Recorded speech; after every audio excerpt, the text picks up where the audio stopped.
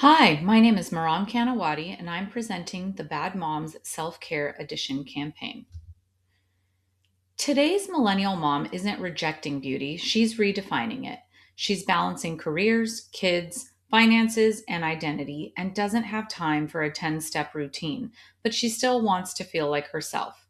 e.l.f. Cosmetics built its brand on affordability and accessibility, but it's missing a key audience: the women who grew up with it. This campaign offers both fashion and function.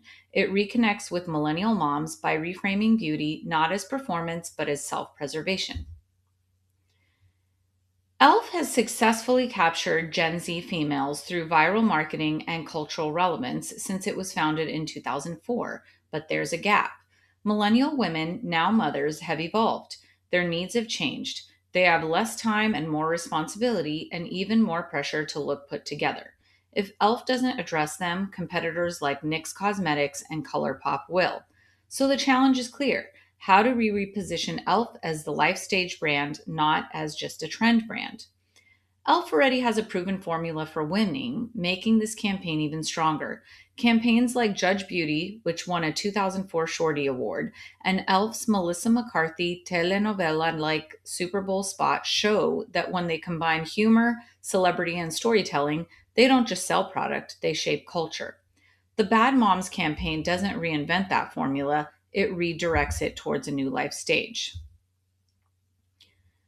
Millennial moms are the largest generation currently raising young children in the US. They navigate demanding life transitions that include career advancement, childcare responsibilities, and financial pressures. Many in this digitally connected demographic are dual income households and college educated. It includes women across middle and upper middle socioeconomic segments, often managing multiple priorities.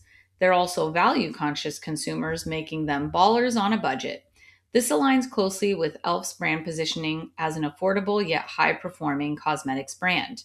And psychologically, these millennial moms live in contradiction. They reject unrealistic beauty standards but still feel pressure to look polished. That tension is exactly where persuasion becomes powerful. This campaign is grounded in several persuasion theories. For example, cognitive dissonance.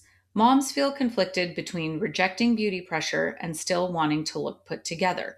We resolve that by reframing beauty as quick self care. Then we have social learning theory. People adopt behaviors by watching relatable others. So instead of influencers, we use characters who feel real. And a third theory is entertainment education. Stories are more persuasive than ads. When audiences see themselves in characters, they adopt behaviors naturally. This is why storytelling, not just advertising, is critical. Introducing Bad Mom Self Care. This campaign centers on a branded miniseries inspired by the hilarious 2016 Bad Moms film. Each episode shows real life chaos, school drop offs, work stress, life overload. And in those moments, we introduce something small but powerful: a 2 to 5 minute e.l.f. routine. Not glam, not perfection, just a moment to reconnect with yourself. In addition, the miniseries will showcase many characters, significant others that are in support of their minimal but necessary e.l.f. routines. These characters already represent different types of motherhood, and they're not just storytelling, they're behavioral models. Using social learning theory, each mom is paired with a product that reflects her identity and lifestyle. This increases relatability, self efficacy, and ultimately purchase behavior.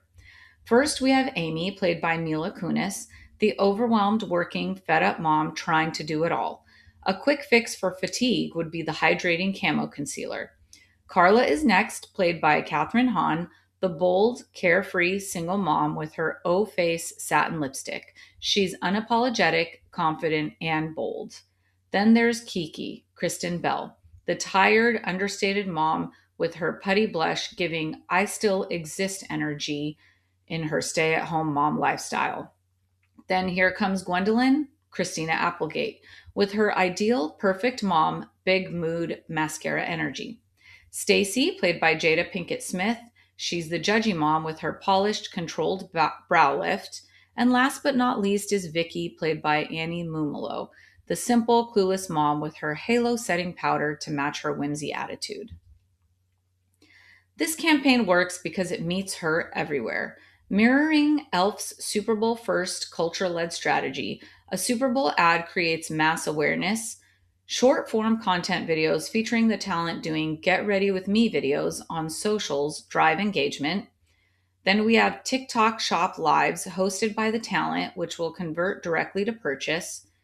Streaming and theater previews in the top 50 US markets extends storytelling, and retail placements at Target, Ulta, and Walgreens reinforce behavior at point of sale. This isn't one ad, it's an ecosystem.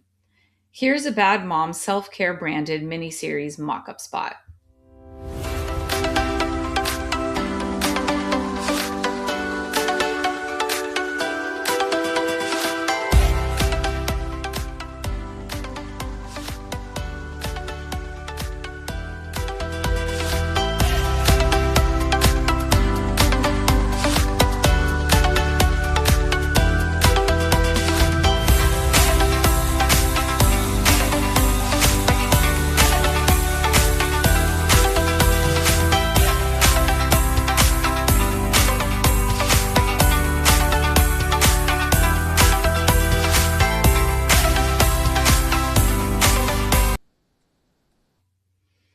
This campaign works because it aligns psychology with execution. The characters act as relatable sources, which increases trust, according to Perloff. The routines are fast, affordable, and repeatable. That builds self efficacy where they believe, I can actually do this. And emotionally, it gives something deeper than beauty permission to not be perfect, but still show up as yourself. Elf doesn't need to chase a new audience. It just needs to reconnect with the one that grew up with it. This campaign turns beauty into something more meaningful, not performance, not perfection, just 5 minutes to feel like yourself again, because you're still in there. And after all, you can't spell self without elf. Here are the references I used. Thank you for watching.